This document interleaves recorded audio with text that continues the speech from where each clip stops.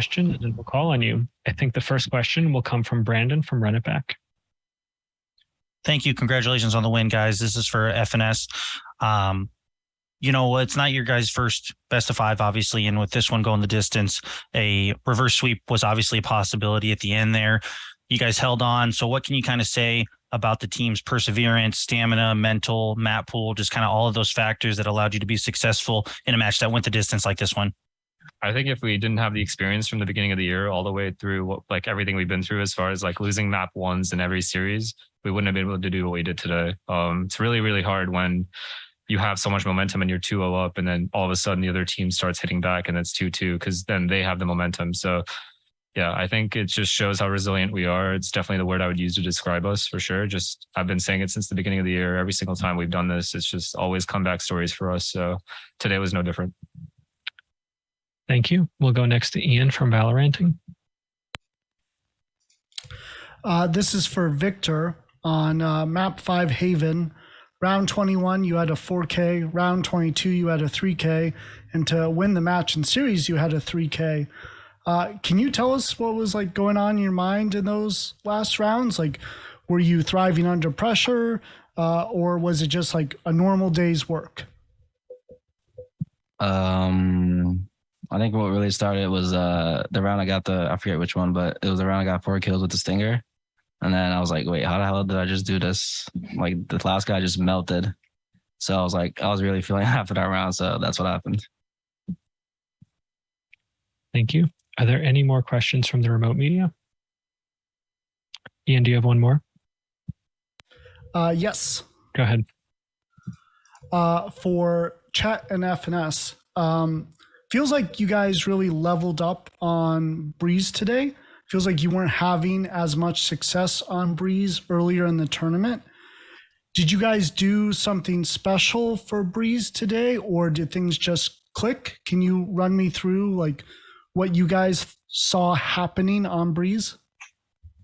I just think we had a solid plan of what DRX would do today. They played a lot of Breeze this tournament, so we had a lot of footage to review. And also we were hitting our shots more than we used to on previous Breeze games, so it made it obviously easier. And we tried some new setups, so specifically made for that team. So I don't know if we'll like do those again, but yeah, it ended up working out a lot. Like our ante like paid off pretty well for that game.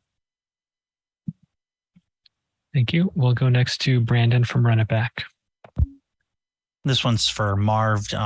Throughout the match, you know, a lot of the analysts and the casters were saying, you know, it would kind of come down to you turning up finally and showing up at the end there on Haven, which you did. You know, kind of what played into that allowed you to finally kind of pick up the pace at the end there and help your team, you know, to the victory? I really didn't want to get reverse swept and lose in map 5. So I think it's just the hunger. That game was kind of at a higher level, and I really wanted to win a lot more in that last map. This next question is from the chat. It comes from Sons of KS Latam.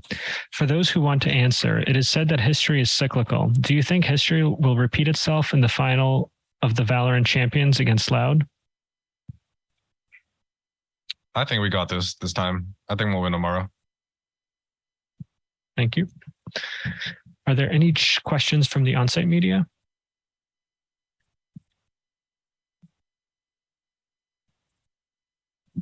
Hello guys, congratulations on your win today. Cecilia from Esports Magazine.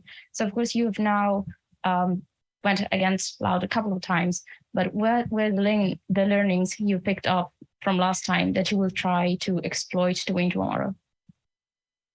I don't think that's something we can give away right now, but maybe after the match, I'm down to answer this question again. You'll just have to wait and see what we do for the match. It'll be a surprise. Thank you. Go ahead. Hello guys, congratulations on your win today. This is Hussein from True Gaming Esports. I want to ask, how are you planning to prepare for tomorrow? Yeah, you know, you don't have much time. So how are you going to prepare for the match? We're just going to do what I normally do. I just talk to my analysts and we just figure out what kind of plan we need to run. Obviously, tomorrow we have to play a map that we don't play very often because Loud has both vetoes. So we'll just see what we can do for that map. And if we win that map, then we can win pretty much the whole series, in my opinion.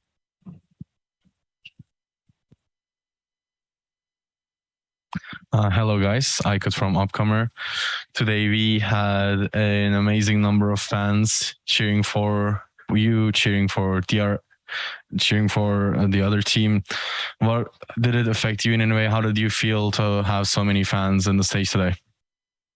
Feels good, man. When you win a big round and stuff like that, to hear the crowd erupt and stuff like that. There was multiple times where it felt that way.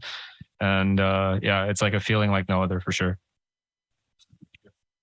Thank you. Are there any more questions for OpTic Gaming? If I could jump off that last answer, actually, and this is open to anyone. Can you tell me a bit about the actual sensation when you feel the crowd? Because we know you've got the inner ears, you've got the headsets over. Do you kind of feel the ground shaking? What do you actually feel on a sixth sense basis when you're sitting and you're plugged in and the whole audience is around you cheering?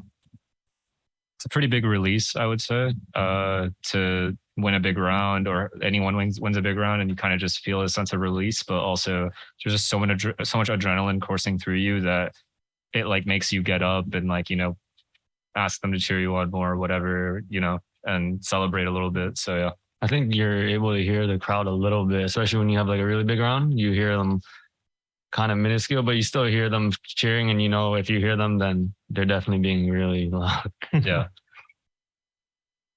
Yeah, for the most part, we can't really hear them. The most we hear them is when we take timeouts and they come through Chet's mic, but that's about it.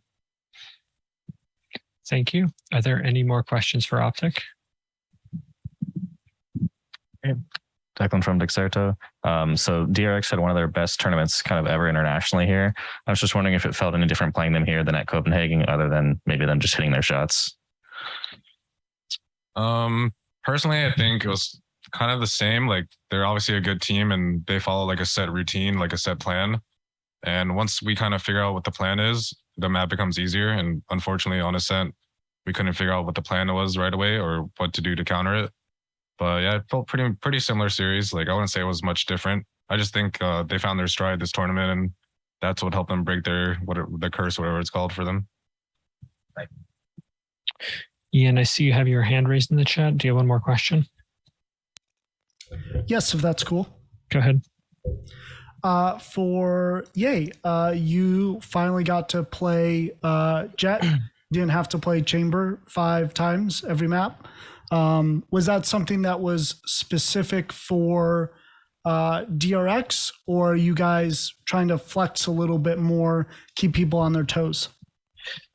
Obviously, I can't reveal too much, but it was something we wanted to try just because that comp in particular is a really solid one that a lot of teams used, and we wanted to give it a shot. Thank you. Any more questions? Go ahead.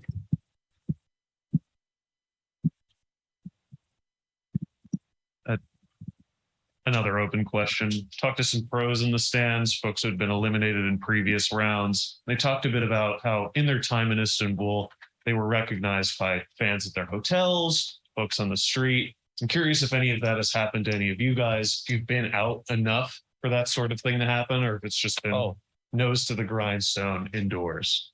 I've been pretty much indoors most of the time, but when around the hotel, like get recognized sometimes, or when I'm at the gym, like by myself, like people say hi. It's like a cool experience just to like meet people, and when fans like come up to you, like you want to give them the time and like show that they're important to you. So it's definitely nice. And maybe when we get out more, if we win tomorrow, you know, we'll give them a proper greeting. I think there was one time we were at a restaurant and one of the waiters was like, wait, I know who you are, or something like that. But Thank you. Any more questions for OpTic?